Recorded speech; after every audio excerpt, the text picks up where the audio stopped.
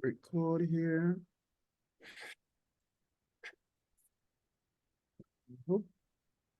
Let me make sure. Well, I think you're already recording. Yeah, you're already recording. Okay. When I came and it Just said recording. okay. Just I didn't realize I was. Anyway. Are you guys seeing my screen? Yes.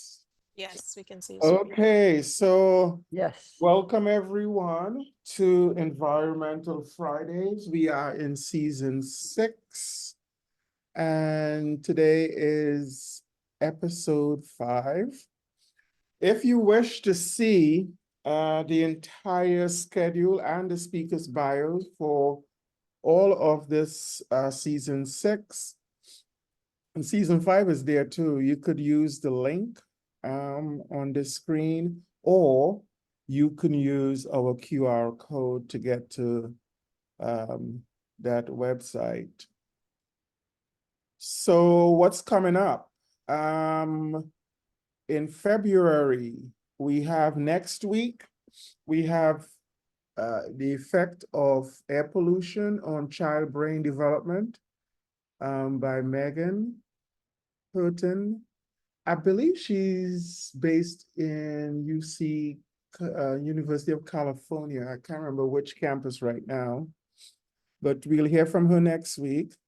And then we will hear from Sonia Gupta. I believe she's based at Harvard University, and she will talk to us about the impact of environment on human health.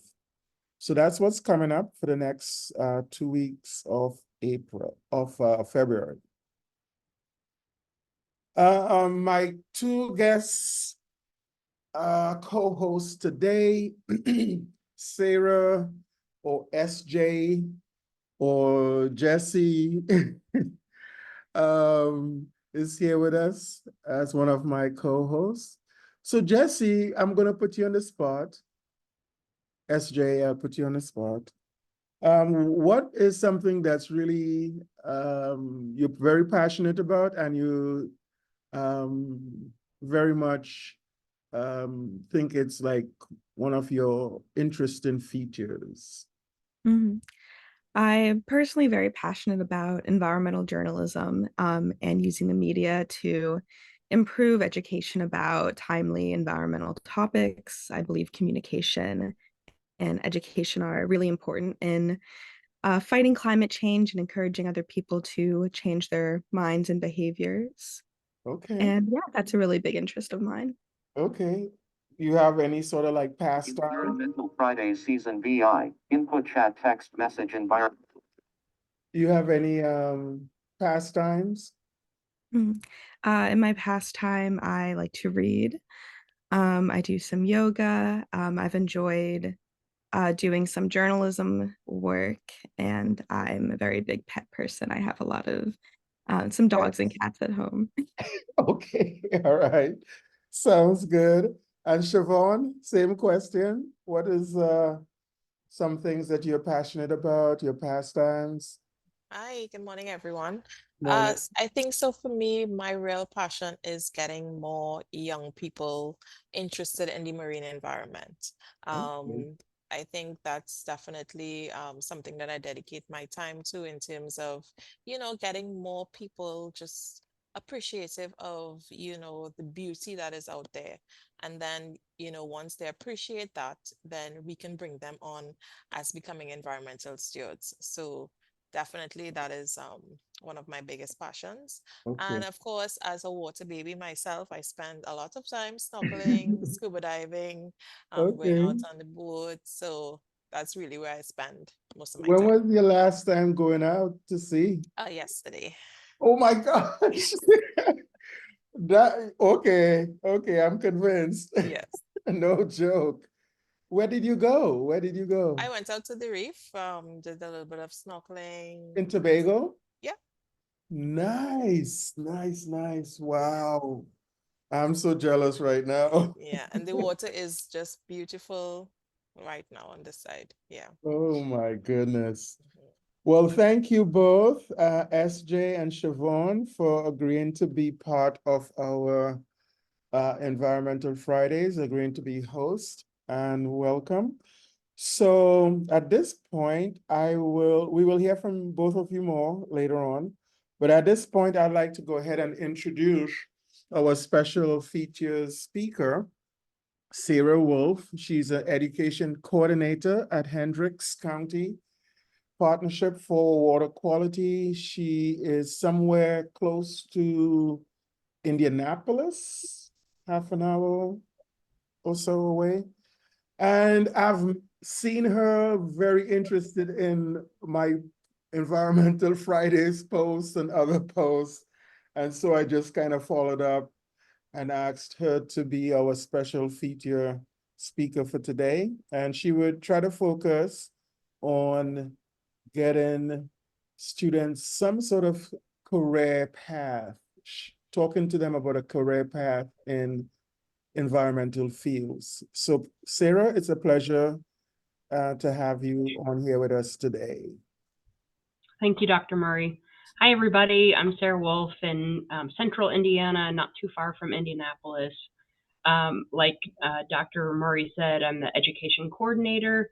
I get to teach people of all ages about urban runoff. So when it rains, that rain goes down into ditches, onto roads, parking lots, and then as it runs along, it picks up anything that's on the land. So it could be oil dripping from cars, it could be salt from the roads when we have ice and snow, pet waste, litter, things like that, and all of those can cause problems when it gets into the water.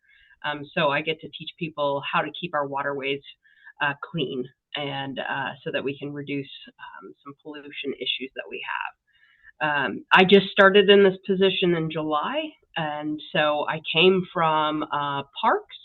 I was working for 8 years in our Hendricks County Park system, our local park, as a park naturalist, so teaching people of all ages about nature and the environment. So I'm still doing environmental education.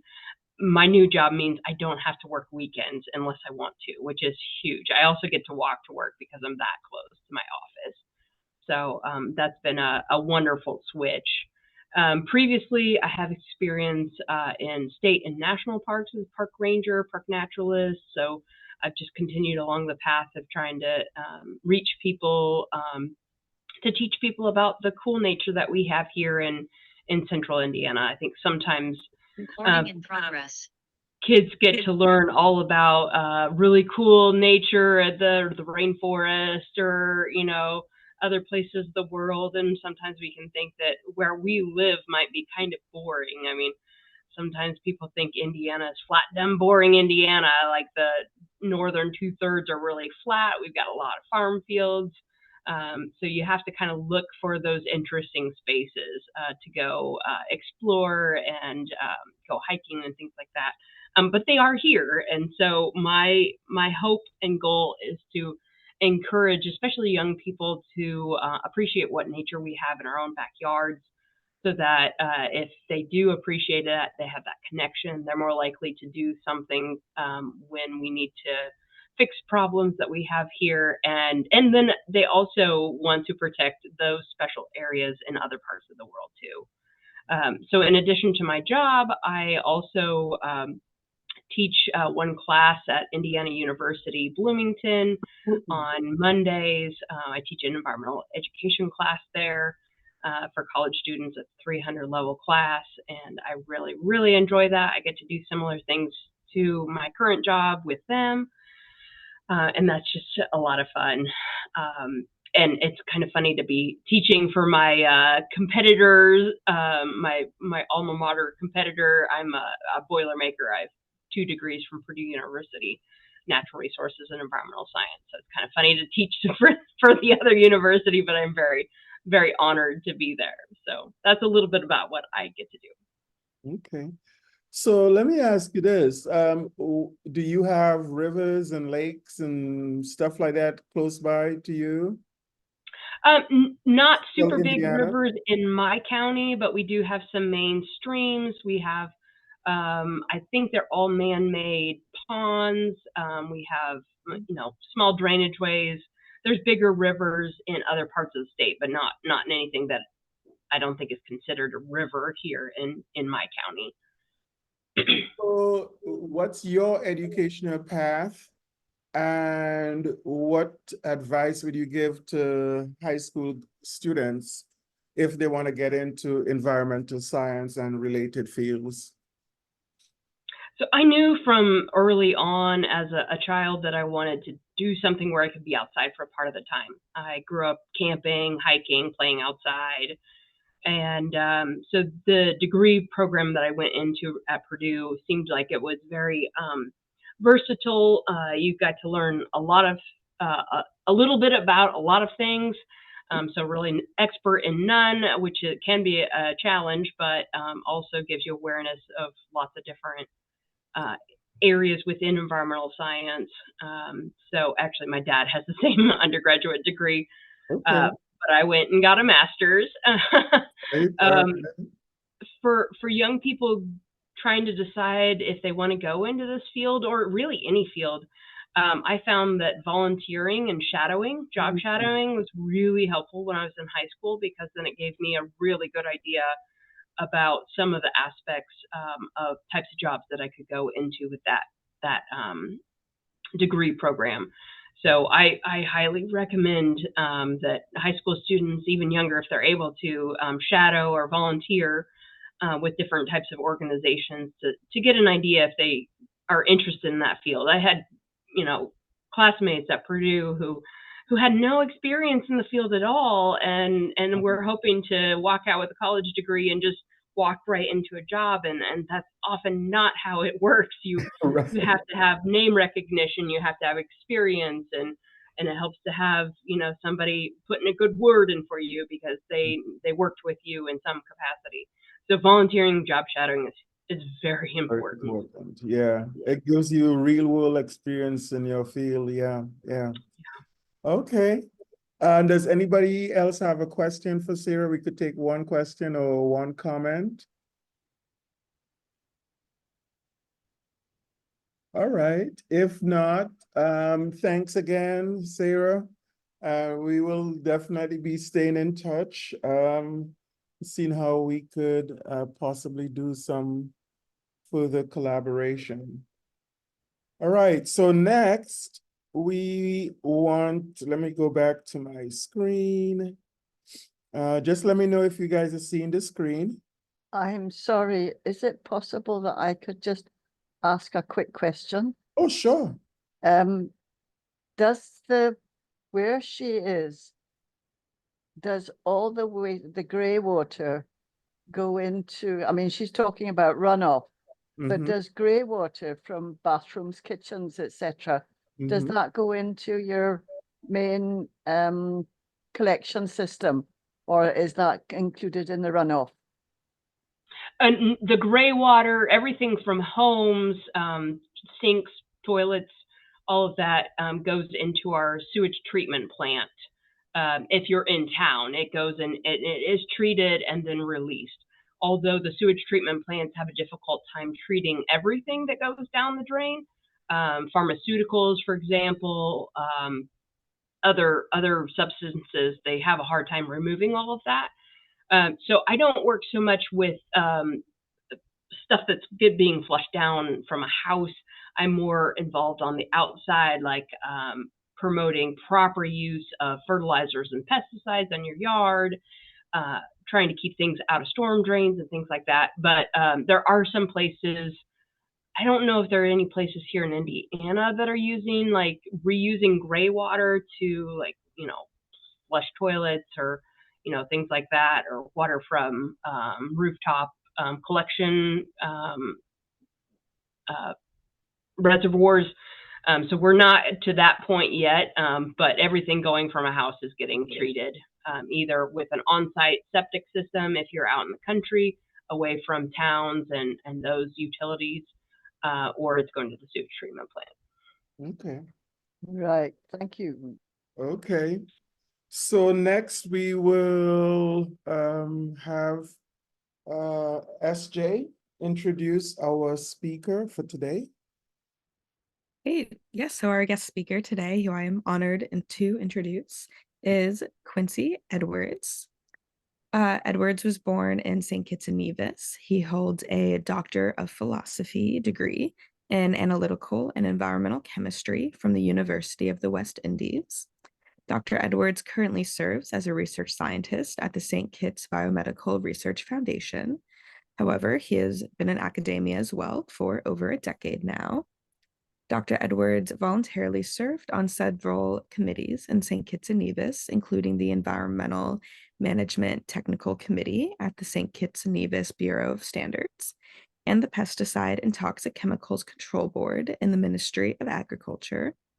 Dr. Edwards is a researcher by heart and would love to continue his research on micropollutants in environmental waters in Barbados and the wider Caribbean region with the aim of developing legislative guidelines and policies for safe levels of micropollutants in water resources and in the Caribbean region overall. All right. Dr. Edwards, the time is yours. Thank you, Sarah. SJ.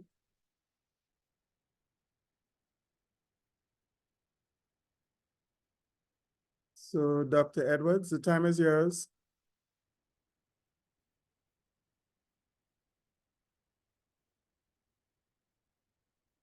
Yes, good morning. Good morning. It's definitely a pleasure to be a part of Environmental Fridays hosted by Andrews University. Before I begin, I'd like to give recognition to my supervisors at the University of the West Indies, the late Dr. Sergey Kulikov and Dr. Garner O'Neill, and also my supervisors at Trent University in Peterborough, Canada, Dr. Chris Metcalf, along with Dr. Tamana Sultana. So my presentation today is entitled Emerging Contaminants in Groundwater, Surface Water, and Wastewater in Barbados.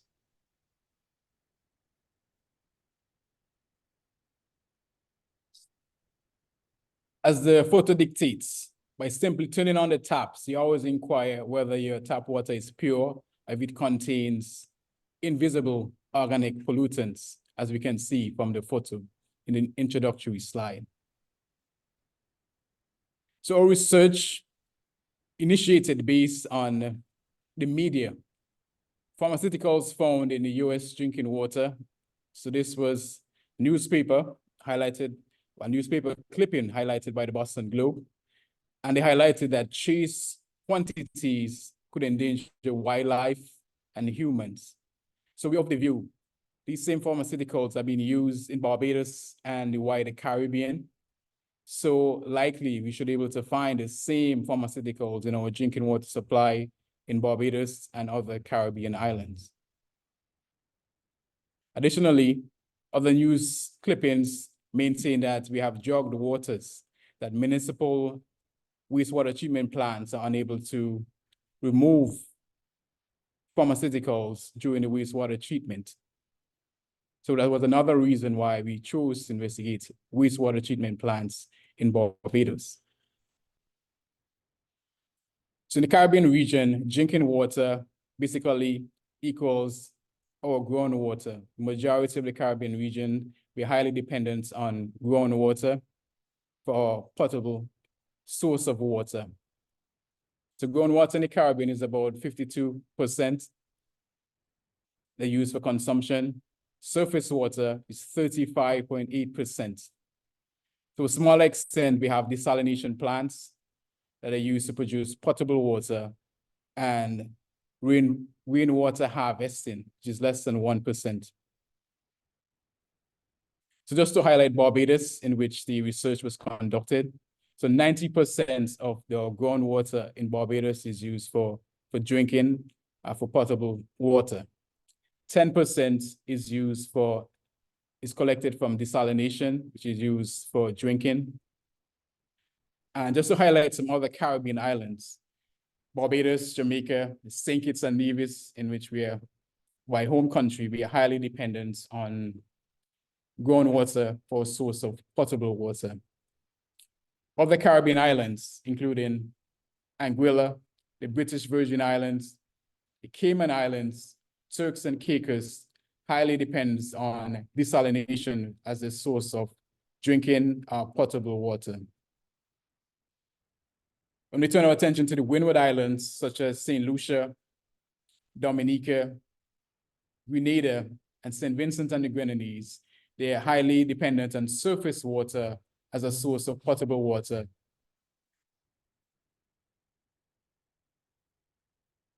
So in Barbados, they have a peculiar, special type of bedrock, which is made from calcium carbonate. So because of the calcium carbonate bedrock, they have a natural filtration system in which groundwater is able to filtrate into the groundwater table.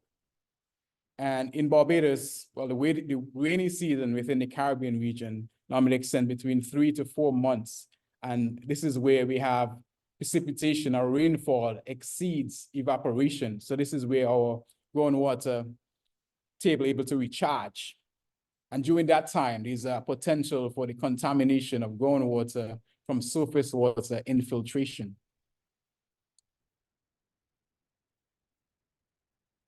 So the objectives of this presentation includes to determine whether groundwater, surface water, and wastewater resources in Barbados are contaminated with chemicals, to identify the source of contamination, whether they are domestic wastewater based or whether they are non-domestic water based sources. For example, coming from lawns, turf grass, care, chemicals. Additionally, to discuss the potential impact on humans and the marine life. To make recommendations for reducing contamination of groundwater and surface water.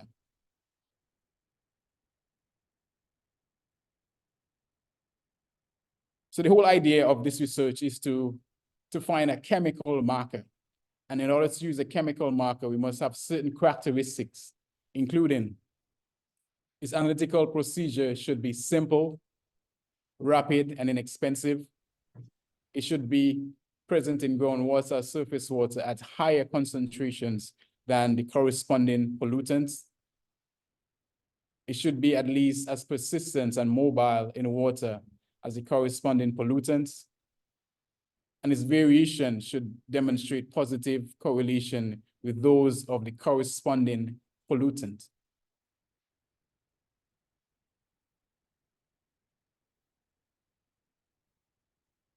So approach, basically, we looked at the domestic wastewater traces in comparison to the non-domestic wastewater traces. To focus on domestic wastewater traces, we looked at artificial sweeteners that are commonly used in the consumption of tea, especially at conferences. So we have our Sweet and Low, Splendor, and so forth, and they're commonly found in Slim Fast. Additionally, we looked at caffeine. So caffeine is highly consumed in coffee and energy drinks, such as your Red Bull and your 5-Hour Energy. And these items are solely consumed by humans. So by our contaminants correlating with caffeine or artificial sweeteners such as sucralose, we have a great chance that they're coming from the same source, domestic wastewater use. On the other hand, we investigated chlorothionyl and its primary degradative product, hydroxychlorothionyl. So chlorothionyl is commonly used as a pesticide, a fungicide in agriculture, and is also used in turf grass and also for golf course maintenance. So again, so if our pollutants correlate with the chlorothionyl or its degradative product, there is a great chance that they be coming from a non-domestic wastewater source. Just to highlight some analysis of interest. So we investigated 5 pharmaceuticals: gemfibrozil, which is a lipid regulatory drug; ibuprofen, which is an over-the-counter pain medication; carbazepine, which is an anti-epileptic drug used for persons who have seizures; trimethoprim, and also sulfamethoxazole. Both are commonly used antibiotics in the Caribbean region as for other regions of the world. Additionally, we investigated 2 steroid hormones, androstenedione and also estrone. So this is a simple pathway in which pharmaceuticals can make their way to groundwater. After we consume pharmaceuticals, normally 5 to 15% of the pharmaceuticals are not totally degraded by the human body. So they're excreted in urine or feces. And if our septic systems are connected to wastewater treatment plants, then they go to primary, secondary, or sometimes tertiary treatments for the effluent, which is the treated wastewater, is deposited far out at sea in terms of the case for Barbados. But traditionally, majority of our wastewater is treated by septic systems. So this is another pathway. The majority of the wastewater in Barbados and other Caribbean islands are treated by septic systems. And based on the height of the groundwater table, over time, they can make their way to groundwater and result in groundwater contamination. So just highlighting the 5 surface water sites that we investigated. So these included Site A, which is Brandon Beach catchments, the St. Michael's area in Barbados, a highly populated area. Site B is in the whole town, one of the populated towns of Barbados. Site C, which is the Pelican Village drainage, located in Barbados, the capital city, along with the Queen's Park Constitution River, which also located in a capital city. So we have 2 sites, Site C and Site D, that are located in Bridgetown, which is the capital of Barbados. Then we have Site E, which is Spicetown. This is a very large body of water. So we selected areas that have high population density based on our literature findings that pharmaceuticals in surface water are normally found at higher concentrations in areas of high population density. Focusing on the groundwater sampling.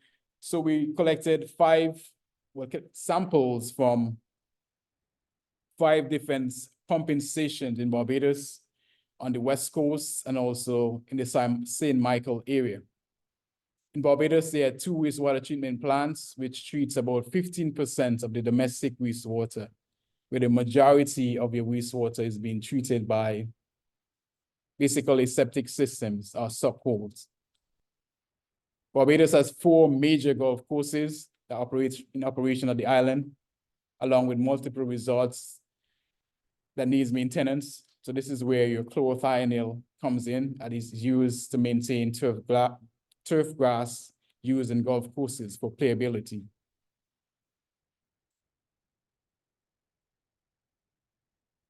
So just to highlight our analytical method. So samples were collected as grab samples. They were filtered, pH adjusted, and then we add an IS, which is simply means our internal standard, which is used to test the efficiency of our method. So these analytes, pharmaceuticals, hormone, etc., they are extracted by solid phase extraction. So this simply means that we have a type of cartridge in which we basically flow water through at a particular rate, and the analytes are able to attract to these absorbents, as I will demonstrate on the next slide. So in terms of our analyzing the data, we utilize liquid chromatography, mass spectroscopy machine. This was the machine used at Trent University in Canada.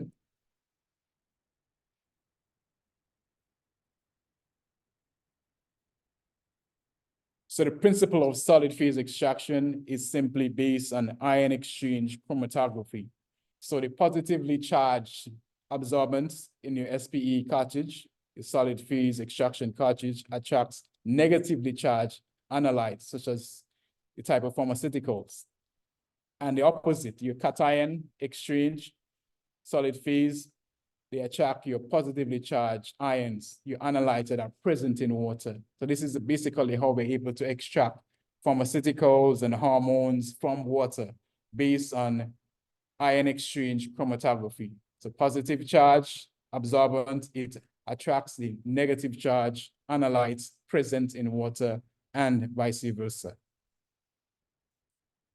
So this is an example of a chromatogram showing some nice symmetrical peaks for caffeine, androstenedione, carbazepine, sulfamethoxyazole, and trimethoprim. Also shows our external calibration curve and highlighting our limits of detection, limits of quantification, and our signal to noise ratio. Focusing on results in surface water. So we compared our analytes during the wet season compared to the dry season. So the dry season is here represented by during the month of February, and the rainy season represented by the month of June. And we realized that our artificial sweeteners, acesulfame K, saccharin, cyclamate, sucralose, that they were all detected in surface water in Barbados, which were highlighted, the 5 surface water sites. Also highlighting that acesulfame K and saccharin were found even at higher concentrations during the rainy season compared to caffeine, which is highly consumed via coffee and energy drinks and so forth. But all of the analytes were detected in surface water in Barbados, and these are fairly low concentration, nanograms per liter, so it's important to highlight that. But we're able to detect them, which shows the sensitivity of our method, along with the use of the liquid chromatography mass spectrometer.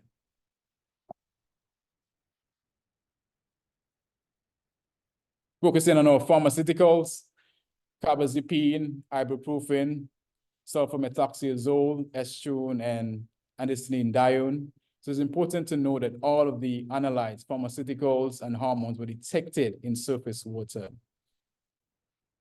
Highlighting the 2 sites that are present in Bridgetown, Barbados, which are Site C and Site D. So remember, Bridgetown is the capital of Barbados, which has the highest population. It has the primary hospital, the Queen Elizabeth Hospital, present in Bridgetown as well. And most of the pharmacies are present in Bridgetown. So it's not surprising that the site C and D, which are located in Bridgetown, the capital city, was found to have all of the analytes present and in the highest concentrations. So other sites, such as Site E, which is the Spicestone Pond, which is it's a large body of water, so the analytes detected were highly diluted. Just the highlights on the groundwater. So again, our pharmaceuticals were present in groundwater, but at a very low, a very marginal level. So less than 3.5 nanograms per liter. Again, based on the sensitivity of our method, we're able to detect these low concentrations of pharmaceuticals being present in groundwater. Then we focus our research on the wastewater treatment plant. I think Sarah mentioned this earlier about wastewater treatment plants, which I agree are not typically designed to remove pharmaceuticals from wastewater, whether via primary, secondary, tertiary treatments. And this was identified reviewing the efficiency of the wastewater treatment plants 1 and 2 present in Barbados. So for most of the analyzed, we realized that we found higher concentrations present in the treated wastewater as opposed to the raw sewage, which shows again that wastewater treatment plants were not typically designed to remove pharmaceuticals or hormones from wastewater. Again, the wastewater is deposited far out at sea in Barbados after treatments, and we highlighted during February and June, the dry season and the wet season. And they had similar results. Focusing on drugs of abuse in wastewater.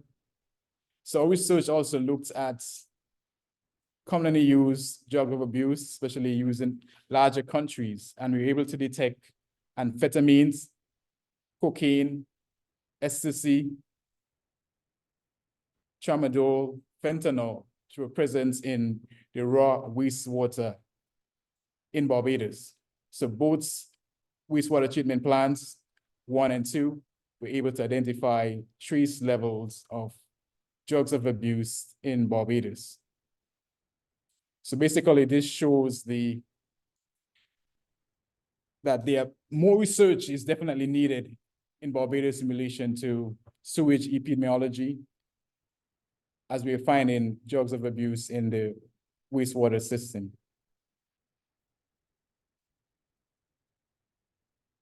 To conclude, chemical traces, the fact that we are finding chemical traces in our water supply, it might indicate that microbial contamination of surface water and also groundwater, but it's also important to note that in Barbados, that the water is disinfected by chlorination prior to distribution to homes. The fact that we are finding chlorothianil, which is a fungicide, along with its primary degradation product, hydroxychlorothianil. This shows that surface water is being contaminated with fungicides in Barbados. Additionally, drugs of abuse being detected in wastewater shows the potential for additional research in wastewater in Barbados and also other Caribbean islands. Just to focus now on the potential impacts on marine life. So this is a clip from Smart News present in the UK, and they highlighted that shrimps in England, rural rivers are laced with traces of cocaine. Because again, having runoffs into rivers or ponds in which we have shrimps being grown can result in these type of pharmaceuticals, cocaine being incorporated into the tissues of shrimps. Additionally, based on the hormone levels, androstenedione, estrogens, scientists are now finding we call intersex fishes are hermaphrodite fishes because of the high levels of hormones entering into rivers and ponds, etc. So my colleagues from Canada at Trent University, they are still doing research in Barbados, focusing on the marine area, so especially in Old Town and Belize area. They deposit polar organic chemical interactive samplers and they deploy these into the marine area for weeks to months. And remember, in Barbados, is that at other Caribbean islands, surface water runs from land to sea. So the fact that we are finding pharmaceuticals, fungicides in surface water, which are draining into the sea, is a high chance that the marine areas also will be contaminated with these same type of pollutants. So a team from Canada, Trent University, Dr. Chris Metcalf and his team, they deploy polar organic chemical interactive samplers in Barbados marine areas for weeks to months, and over time, they are able to analyze their data via liquid chromatography, mass spectroscopy. And just to highlight some of their data that they found in 2016 and 2017. So the same analytes, artificial sweeteners, caffeine, ibuprofen, antibiotics, they are being detected at trace levels in the marine area. Remember that the marine area is very large body of water, so they are highly diluted. But the fact that we're able to measure them, it shows again the effectiveness of our method in extracting pharmaceuticals, whether from surface water or marine waters.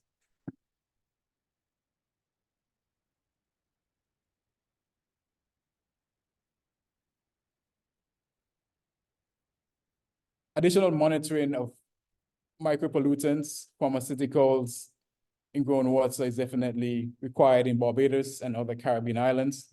And we need to have a build partnership with other institutions who can investigate and mitigate the problem, as there's a wealth of research still ready, is available in the Caribbean region in regards to pharmaceuticals, or pesticides, and surface water, groundwater, and the marine areas.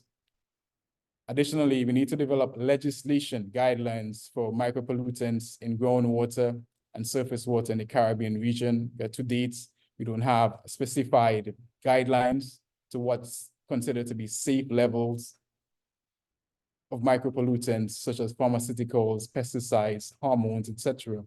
in our groundwater, surface water. We need to control how pesticides are being used on lawns and turf grass, especially in relation to agriculture, and the use on Gulf Coast turf grass. We need to provide impermeable barriers, liners, and Gulf coasts can help to mitigate the movement of these pesticides through the soil, which can able to contaminate groundwater. We need to increase in the number of wastewater treatment plants that are present in Barbados and also in other Caribbean islands. We need to inspect and upgrade specific septic systems to ensure that there is no leakage. Eliminates the use of any sock holes or latrines, and also to ensure that our drinking water treatments are able to remove micropollutants, especially incorporating the use of activated carbon filtration. Just highlighting some of our publications that we did based on our research in Barbados, collaboration with Trent University and the University of the West Indies, Hayville campus in Barbados. So we published caffeine in surface and wastewater in Barbados. So this is one of our first publications. This was done in 2015. In relation to surface water, we published what our findings of the emerging contaminants in surface water in Barbados, published in 2017. In relation to our wastewater, we published our findings based on the drugs of abuse in wastewater, which includes cocaine and ecstasy and tramadol and so forth. So these were all published in 2018. Additionally, we have published our findings in groundwater in Barbados, which includes the use of our pharmaceuticals being present in groundwater, which can be accessed basically by any media source, internet source, once provided with the relevant information. So it's important to give thanks to Global Affairs Canada, more specifically the Emerging Leaders in Americas program, who afforded me the opportunity to travel to Canada at Trent University to conduct this high level of research based in the Caribbean region. My supervisors, Dr. Sergey Kulikov, Dr. Garner O'Neill. My supervisors at Trent University, Dr. Chris Metcalf and Dr. Tamana Sultana, along with their team, Barbados, Mr. Anthony Headley, the Environmental Protection Department in Barbados, Dr. Emma Smith, Mr. Damien Cohall, and others who contributed to the success of this research conducted in Barbados in collaboration with Canada.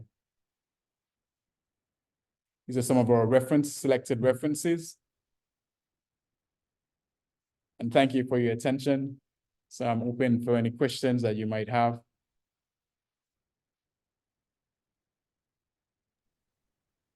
So, Miss Siobhan, you want to get us started? Sure. Thank you very much, Dr. Edwards. That was a very informative presentation.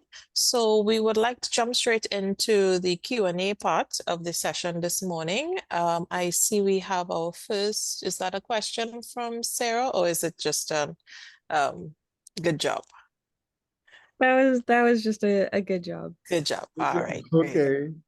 Thank you so much, Sarah. And we want to acknowledge Richard. He has a question. So Richard, you could go ahead and unmute and ask your question to Dr. Edwards. Hi, thanks. Morning. Morning. Dr. Edwards, your study was primarily in Barbados, right? Yes, conducted in Barbados. Okay. I was wondering about the fungicides that you all found. Has there been any other tests on the fungicides to see if they had a hormone disrupting capability? Because you mentioned something about the fish. I was wondering if that could also impact on humans in some way. Not based on my knowledge. I know there were some other researchers trying to, replicate what we were doing and also pertaining to the marine environment. So not to my knowledge, I'm not aware of this additional research being focusing on fish in Barbados. Okay. But is there research in the fungicide? In terms of fungicide, I know there's some other lecturers was looking at the impact of fungicides in Barbados more relation to soil, but I'm not 100% if that's being continued over time. But our research will focus more on water, the effect on surface water, groundwater. Okay. All right, thanks. Other questions or comments?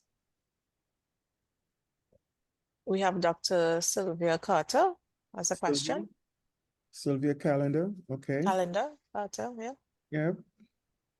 I Well- know this research was focused on Barbados, but what implications do you think it might have for other Caribbean islands, like Trinidad and Tobago, for instance?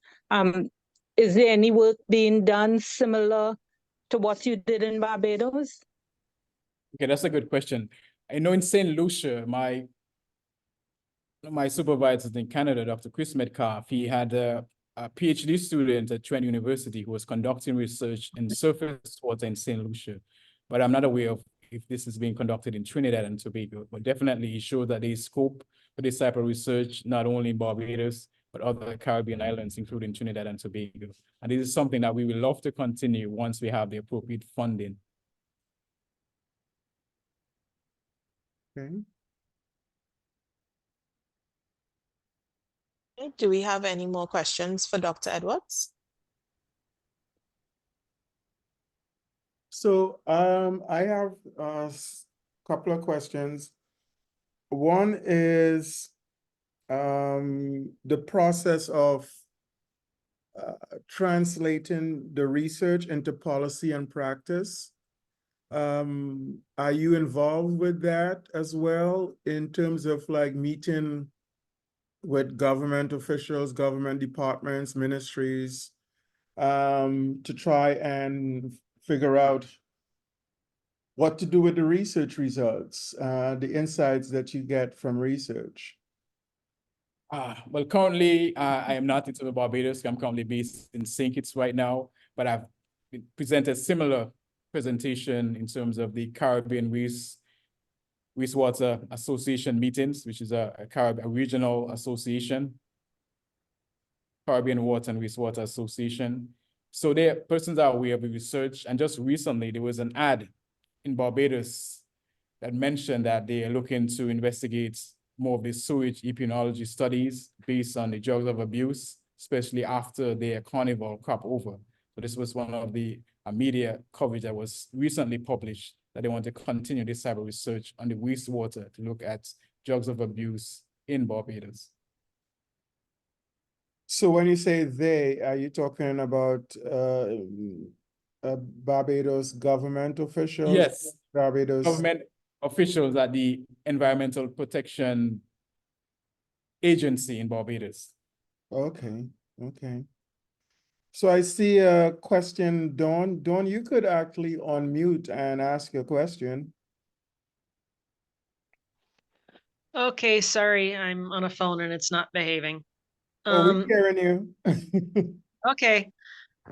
So that's quite striking that some of the hormonal meds are the fish are particularly sensitive, but beyond not flushing old pills down the toilet, is there anything that people who need these meds can do to try and minimize effect, or does it just have to be done at the sewage system level?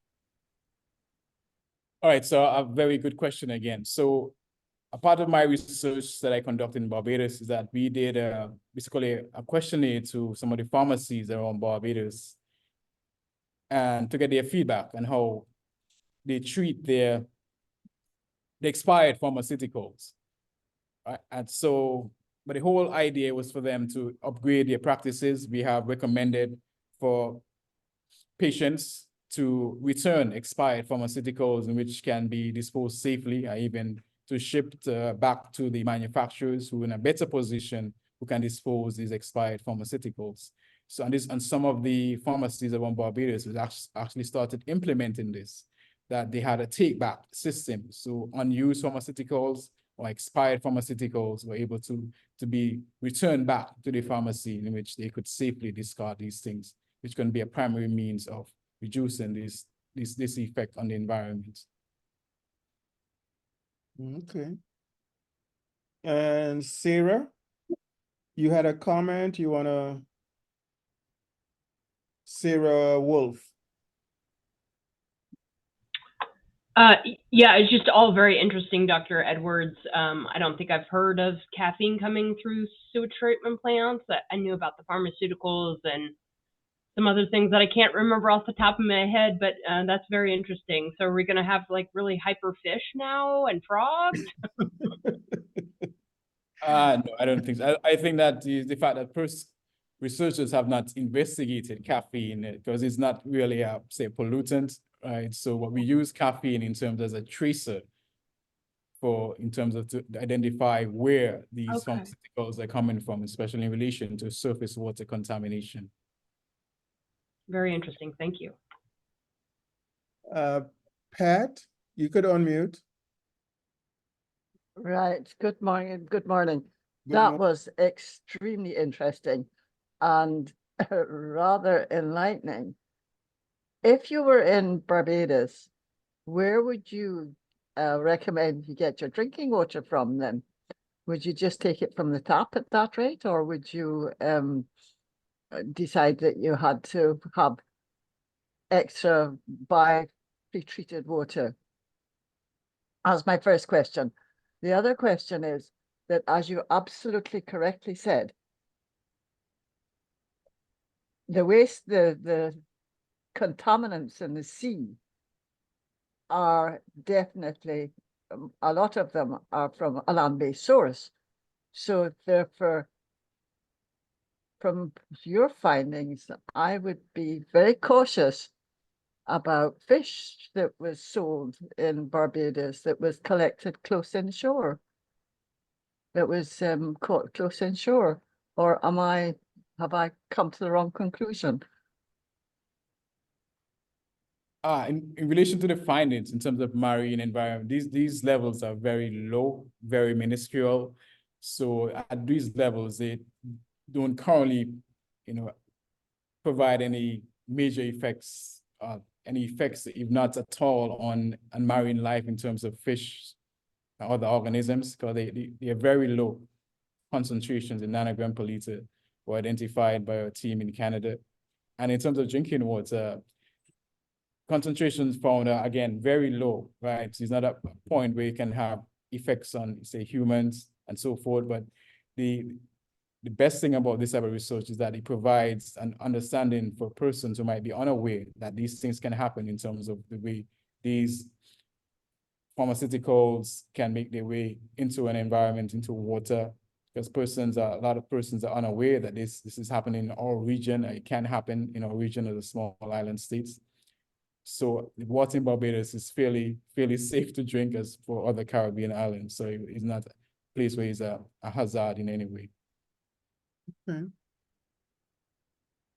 So Right, thank you. So basically, yeah, first of all, this you have to make sure that people realize that they do not flush pharmaceuticals down the toilet. Correct. yeah. Thank you. So how long has this research been going on, and is this research been the first of its kind in the Caribbean? How could you give us some insight on that? Yes, it's the first of, based on my knowledge, our team's knowledge, it's the first of its kind for the Caribbean, English-speaking Caribbean islands in terms of identifying pharmaceuticals, fungicides, drugs of abuse in water sources. Okay. So do you think, because, you know, research is simply a hallucination if you don't have funding? And so the question is, do you think this is a high enough priority for governments, Caribbean governments, to fund? Or is it going to be through like private entities? Yeah, I think it's a mixture of both. I think the Okay. Caribbean islands governments can focus, especially in relation to having safe levels. So it's something that they can fund in collaboration with, you know, NGOs as well, because the research show that is a large scope of this type of research needed, not only in Barbados, but other Caribbean islands who consume the same pharmaceuticals, use the same pesticides in agriculture. On Gulf coasts in the Caribbean, we're highly dependent on tourism, and we have, you know, our tourism industry. Hotels are normally associated with the use of Gulf coasts as well, that utilizes pesticides, fungicides for their increased playability. So definitely it helps to safeguard our tourism product as well. And not only that, you know, water basically is the source of life. We use water every day in every capacity. So we have to maintain our, you know, water resources. So the area of agricultural chemicals, I can't recall how much you covered in your lecture, but is that also an area that could actually be something that might be preventable based on doing agriculture in a different way? There are some chemicals that we know for sure that, you know, we use in agriculture that is not good for the environment, but what are your thoughts in that area of agricultural chemicals? Yes, so they also the use of organic, you know, organic means, so organic fertilizers, also along with organic pesticides, fungicides.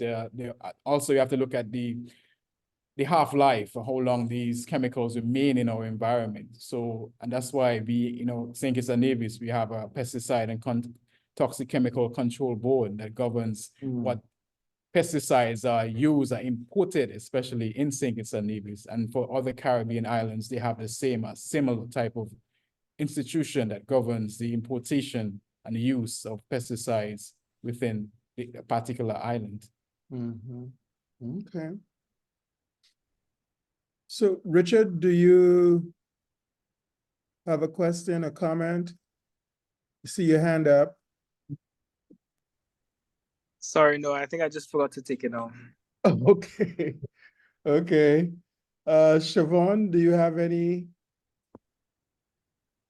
Siobhan or Any questions? Yeah, No questions comment. from me. I just want to thank Dr. Edwards. I think this was very informative, especially for us in the Caribbean region. And I do hope that, you know, his research can extend it to some of the other different Caribbean islands. So at this point, it's mostly the English-speaking Caribbean that your research is looking at. What about the others, like in Puerto Rico? Because I believe they have a significant pharmaceutical industry and other sort of things, you know, industrialized. Do you know of anything coming out of Puerto Rico, for example? Not to my knowledge. I'm not aware, but definitely all the Caribbean islands, we use the same pharmaceutical, use the same types of pesticides or fungicides. So it would be interesting to do a comparative research focusing on, multiple Caribbean islands, including those like Puerto Rico, the British Virgin Islands, and so forth. Yeah. I vaguely remember that Puerto Rico might also be manufacturing pharmaceuticals, so that would be interesting study as well. Okay, other questions or comments? I Hey, have a Dr. question. Murray. Oh, go ahead. Oh, thank you. So Dr. Edwards, how does your research on this influence your like personal habits as like a individual consumer producer of waste? Definitely, it opens my eyes in terms of what I consume as well, even in relation to caffeine and coffee, knowing that is a high concentration, a relatively high concentration of caffeine placed in surface water. But in terms of as mentioned, the consumption, it's that the levels in terms of drinking water are so low. So it haven't really affected my mindset because I investigated it and I know that they're at a very low levels and doesn't really affect human life in any way or animals. Okay. There was somebody else that wanted to say something? Yes, Dr. Murray, this is Prince Allah here in the United States. As much as he's been talking about, the environment and what's going on in Barbados and the surrounding communities, I think it holds true for what's happening even here in the United States. I'm in Michigan.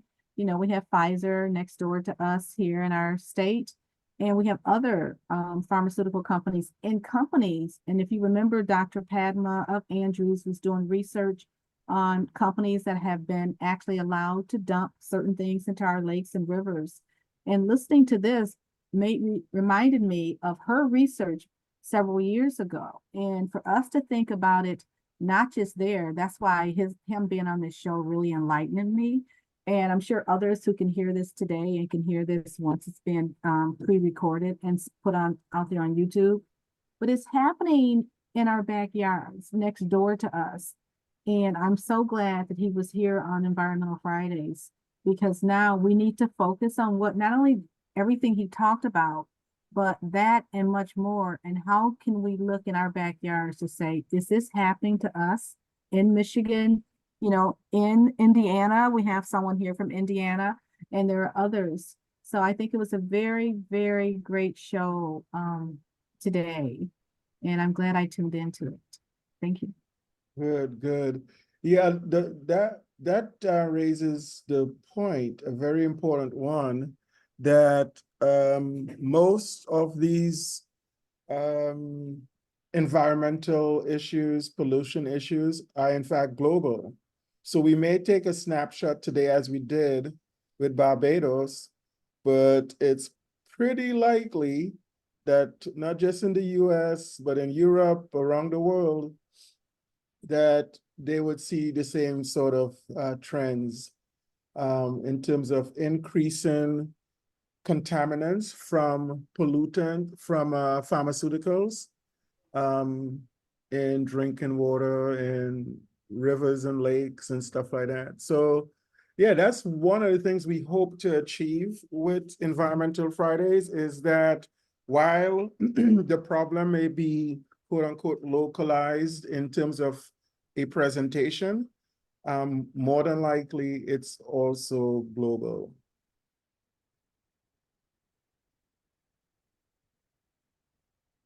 Dawn, you want to make a comment, ask a question? Yeah, just noting that for the University of Cincinnati near me, they are doing a lot of research with a little tiny freshwater fish called the least killifish, that traces the effects of some of these estrogens and other medications on waters here in Ohio. And since the Ohio River is large and feeds directly into the Mississippi, that might be, just Googling University of Cincinnati hormone fish study might get people into other related research studies that would be interesting. But Right. it's all over. Right. I think we had a speaker last season, season 5, that basically, and I think this is not unique, but he talked about how monitoring the wildlife, fishes and other insects and stuff that's found in rivers and streams and lakes is a way of assessing the health of that particular ecosystem. And, you know, their health is going to be impacted by these contaminants and pollutants and stuff. And so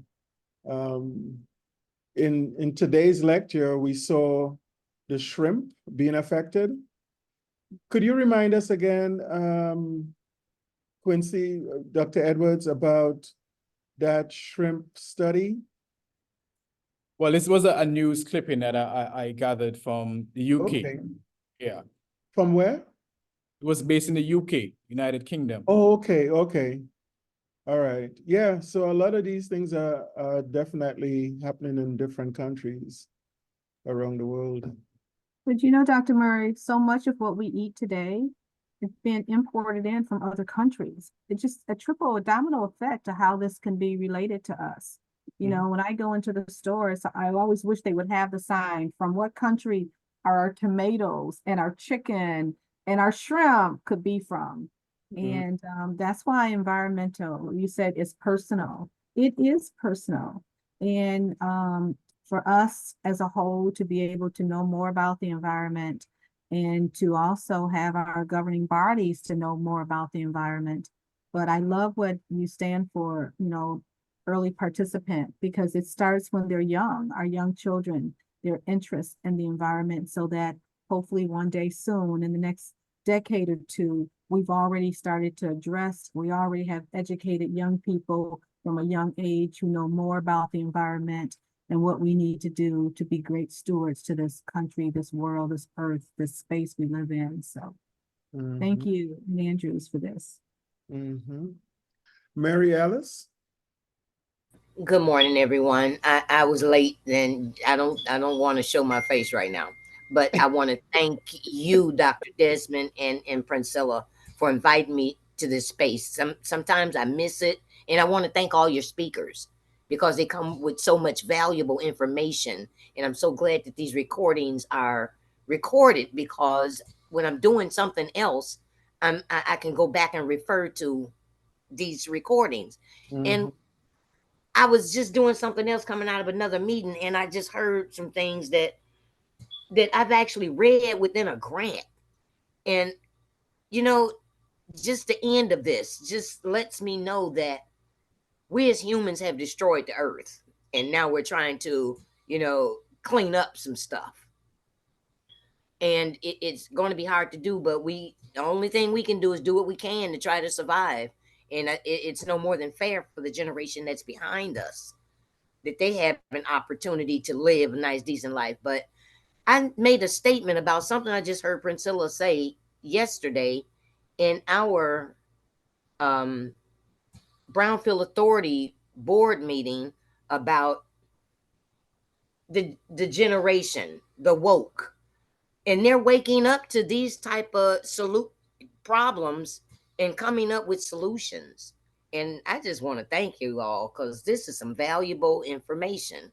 And I just went through, you know, chemo and radiation treatments, and I'm being forced to change my eating habits and the things that I eat, and finding out how much damage that I've been doing to myself with the things that I've grown up on and the things that we eat that our government allows in the stores on the shelves, full of additives and preservatives that kill us.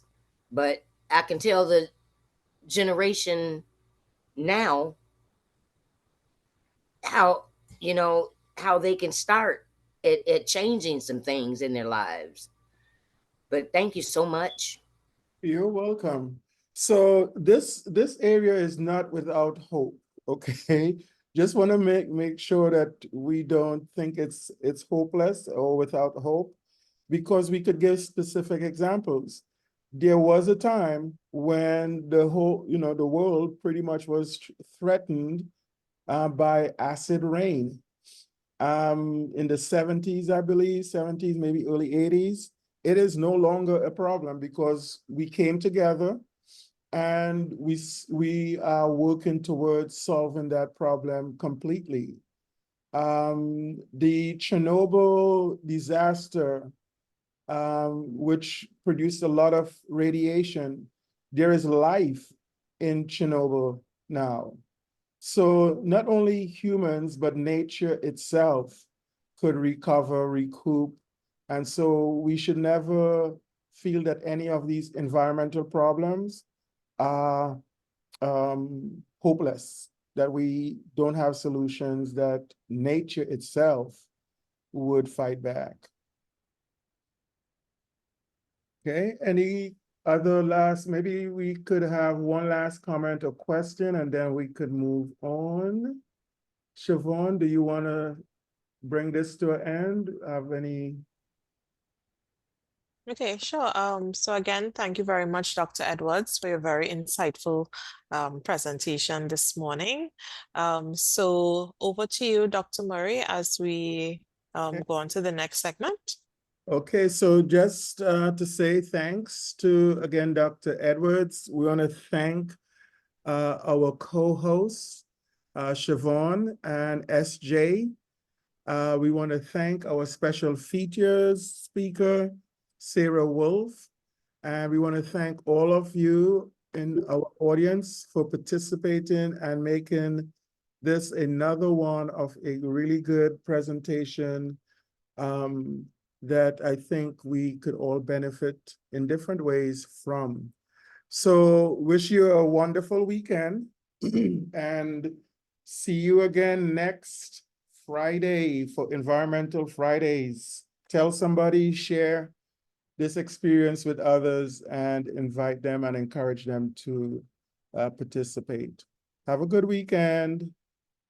Thank you, Dr. Murray. For having us. Thank you, Dr. Murray, Dr. Edwards. You're welcome. You're welcome. You're welcome. Thank you again. All right. Take care, Pat. Me too. Bye for now. Thanks. Bye. Bye-bye. Bye-bye.